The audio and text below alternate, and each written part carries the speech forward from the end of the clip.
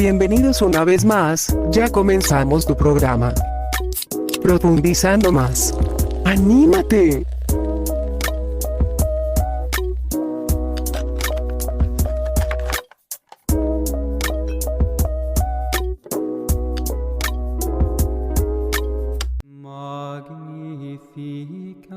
Hola amigos, amigas, hermanos, un día más en Profundizando Más.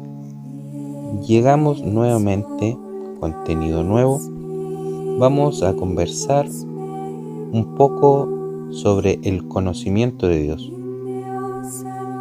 Con ello vamos a tratar de profundizar y de intentar poder mostrarte cómo el conocimiento humano ha intentado tratar de comprender lo inmensurable de Dios y quizás al intentarlo ha desvirtuado la realidad. Que Dios nos bendiga. Pero antes de comenzar, poder invitarte a suscribirte para no perderte nuestro contenido futuro. Vamos a tener nuestra lectura central en 1 Corintios capítulo 1 desde el versículo 18 hasta el 31 y dice la palabra del Señor: La palabra de la cruz es locura a los que se pierden, pero a los que se salvan, esto es a nosotros, es poder de Dios, pues está escrito: destruiré la sabiduría de los sabios y frustraré la inteligencia de los inteligentes. ¿Dónde está el sabio? ¿Dónde está el escriba? ¿Dónde está el que discute asuntos de este mundo? ¿Acaso no ha enloquecido Dios la sabiduría del mundo? Puesto que el mundo, mediante su sabiduría, no reconoció a Dios a través de las obras que manifiestan su sabiduría, agradó a Dios salvar a los creyentes por la locura de la predicación. Los judíos piden señales y los griegos buscan sabiduría, pero nosotros predicamos a Cristo crucificado. Para los judíos ciertamente tropezadero y para los gentiles locura. En cambio, para los llamados, tanto judíos como griegos, Cristo es poder y sabiduría de Dios, porque lo insensato de Dios es más sabio que los hombres, y lo débil de Dios es más fuerte que los hombres. Considerad, pues, hermanos, vuestra vocación, y ved que no hay muchos sabios según la carne, ni muchos poderosos, ni muchos nobles, sino que lo necio del mundo escogió Dios para avergonzar a los sabios, y lo débil del mundo escogió Dios para avergonzar a lo fuerte. Y lo vil del mundo y lo menospreciado escogió Dios, y lo que no es, para deshacer lo que es, a fin de que nadie se jacte en su presencia.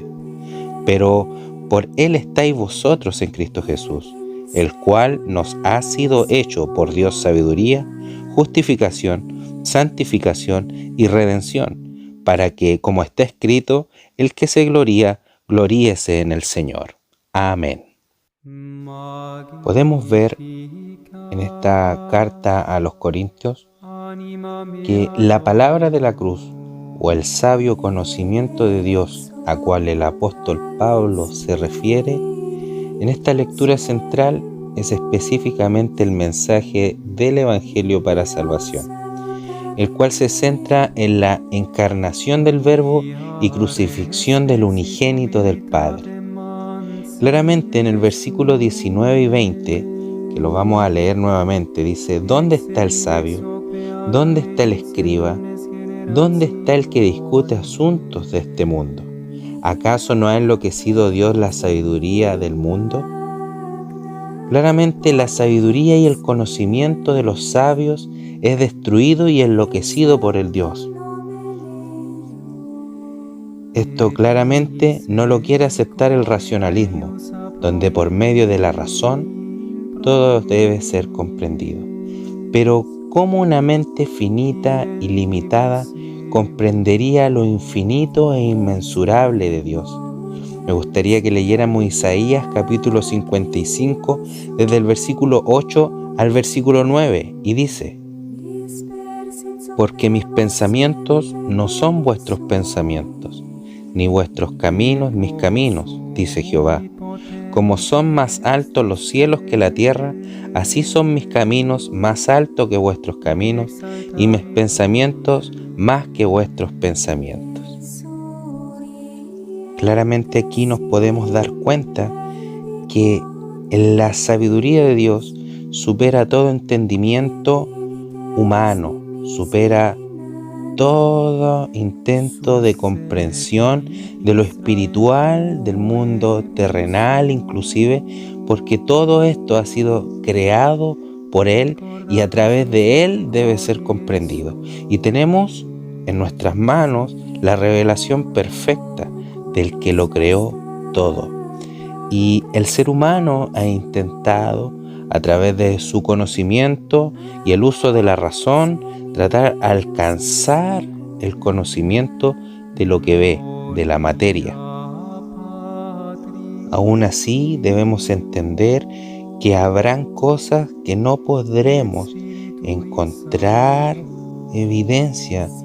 Por ejemplo, lo que es del mundo inmaterial, que vendría siendo del mundo espiritual. En el tiempo del primer siglo también se levantó una postura y un movimiento llamado gnosticismo, como dijimos, desarrollado desde la era apostólica en el primer siglo. Etimológicamente, esta palabra se deriva del griego gnósticos, que significa tener conocimiento.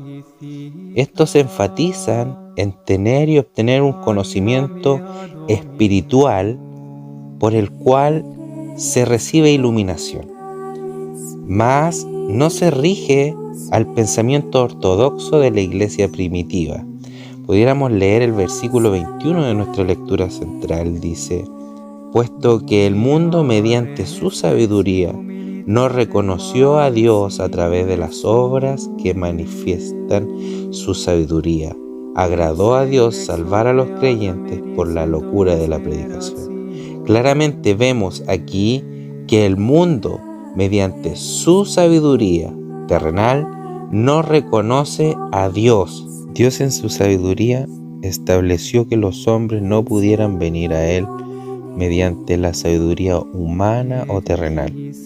Eso mismo exaltaría al hombre de por sí.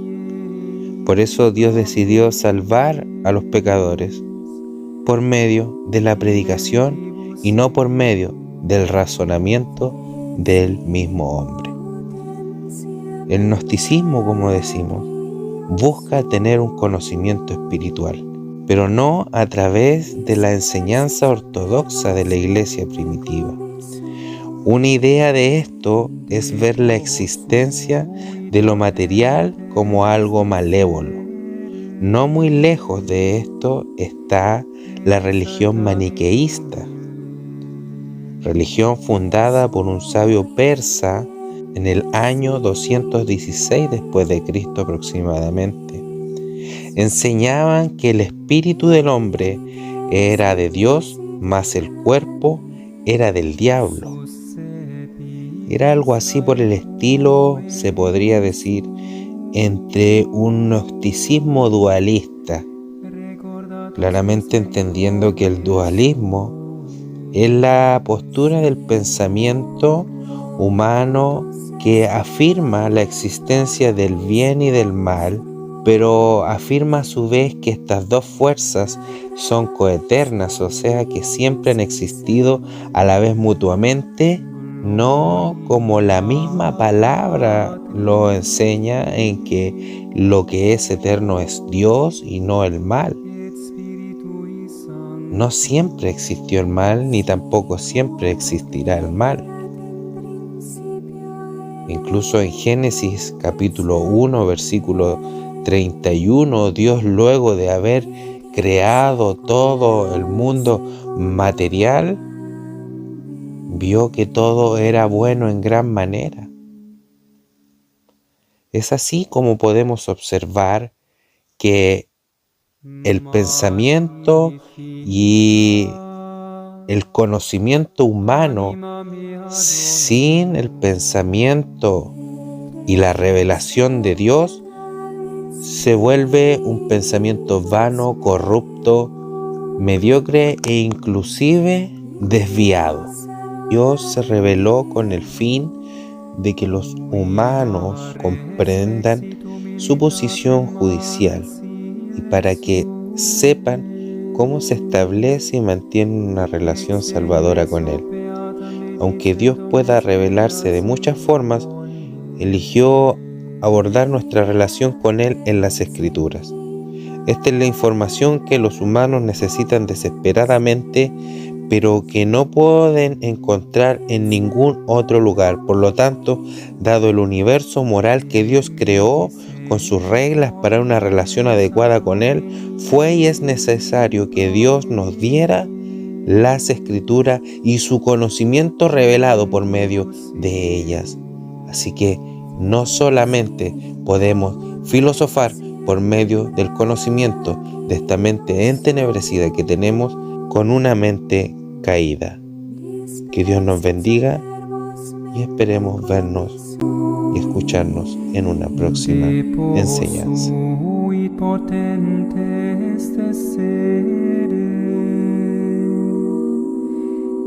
Exaltavit humile.